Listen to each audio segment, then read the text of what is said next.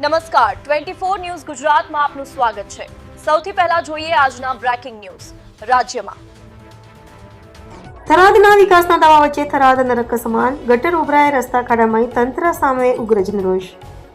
થરાદ શહેરમાં હાલ પરિસ્થિતિ એવી બની ગઈ છે કે જાણે શહેરને તેના નસીબે છોડી દેવામાં આવ્યું છે। બસ સ્ટેન્ડ વિસ્તારથી લઈને રાજગઢી મદીના મસ્જિદ અને મોચી શહેરી વિસ્તારોમાં ગટર લાઇન ખુલ્લેઆમ ઉભરાઈ રહી છે અને ગંદા પાણીના તળાવો રસ્તા ઉપર વહેતા જોવા મળી રહ્યા છે। મુખ્ય માર્ગો ખાડામય બની જતા નાગરિકો માટે રોજિંદી અવરજવર પણ સંઘર્ષ સમાન બની ગઈ છે। સ્થાનિકોના આક્ષેપ મુજબ નગરપાલિકા અને સંબંધિત તંત્ર સંપૂર્ણપણે નિષ્ક્રિય બન્યું છે। અનેક વખત લેખિત અને મૌખિક રજૂઆતો છતાં કોઈ કાયમી ઉકેલ લાવવામાં આવ્યો નથી।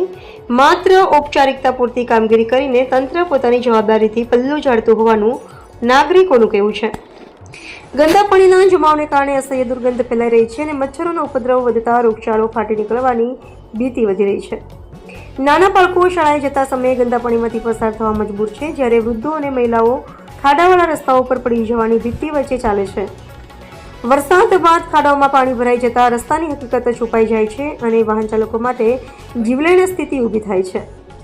કેટલાક વિસ્તારોમાં નાના મોટા અકસ્માતોના બનાવો સામે આવ્યા હોવાની માહિતી મળી રહી છે, છતાં તંત્રની આંખો ખુલતી નથી।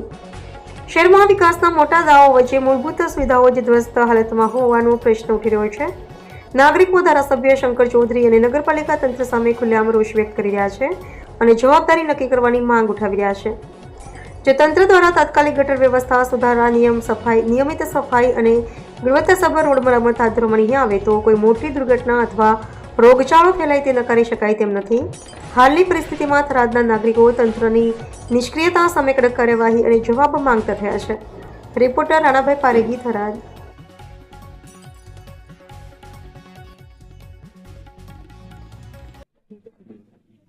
આપણે રાજગઢીની બાજુમાં સામે રોડ ઉપર ખાડો પડ્યો છે અને તેમાંથી ગંદકી ભરી પાણી નીકળે છે। વારંવાર રજૂઆત કરી પણ આવીને ખાલી માટી નાખીને ભૂલીને જતા રહે છે, રિપેર કરવામાં આવતો નથી। અત્યારે દેખો આ ખાડાની આમાં કેટલા બાઇક વાળા પડે છે અને ગાડીઓ પણ ભટકાય છે આ ખાડામાં, કોઈ રિપેર કરવામાં આવતો નથી। જેમ બને તેમ યુદ્ધના ધોરણે તાત્કાલિક ખાડો બોલવામાં આવે। તમે નગરપાલિકાને કોઈ રજૂઆત કરેલી? નગરપાલિકામાં નથી, એમ કે છે કે ત્યાં લેખિતમાં રજૂઆત કરો કે માણસોને કીધું છે અહીં કામ કરવા આવ્યા હતા કે આ રીતનો ખાડો એ કે ત્યાં લેખિતમાં આપવું પડે, એમ કે રૂબરૂ નહીં કેવું। મદીના મસ્જિદની હોમે ગલી મોચી શેરીની છે, એ આગળ ગટર કેવી ગંદકી છે, બહાર ગટરનું ભૂંગળું સંડાસ ને ગટર જાજરું એનું ભૂંગળું પેદાય છે, અંદર ગંદકી આવે, ગટરમાંથી મચ્છરીઓ, ગટરનો કોઈ ઇલાજ નહીં થતો, નહીં રોડનો કોઈ ઇલાજ થતો, કોઈ વસ્તુ કોઈ ધ્યાન નથી આવતું।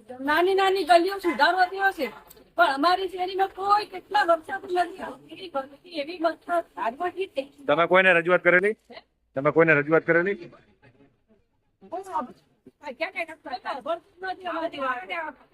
અમારી મસ્જિદની મદીના મસ્જિદની સામે એકલી ગંદકી આખો દાડો હેડે છે।